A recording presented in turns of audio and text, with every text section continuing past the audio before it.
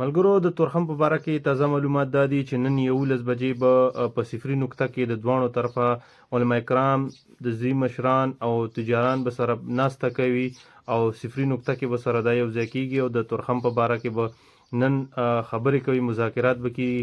نو تاسو دعا کوئ چې انشاءالله دا نن مذاکرات کامیاب شي، چې نن قوي امکانات دا دي چې تورخم لاره انشاءالله نن کولاویږي، کولاو شي، بیا به تاسو ته انشاءالله ویډیو ملاویږي. خو که ملګرو تاسو ته خبر در ومرسیږي چې تورخم لار کولاوه شوه، دستي مه راوځئ، ځکه چې تورخم لاره به خامخا یو ورځ دوه اخلي چې عام خلکو دپاره د پیاده رو تګ راتګ دپاره هغه صحیح کولاوه شي. نو چې کله هم کولاوه شي موږ به تاسو ته صحیح معلومات درکوو. خو نن چې کوم مذاکرات یا په صفري نقطه کې 11 بجې ترسره کېږي او دعا کوئ چې الله پاک دې دا تورخم لاره کولاو کې، ځکه چې دیزي خلکو ته هم ډېر مشکلات دي، په لاکاو کروڑو روپو تاوان کېږي روزانه، اخوا خلکو ته هم دي. نو الله دې وکړي چې نن دا تورخم لاره کولاو شي. دعا کوئ. والسلام.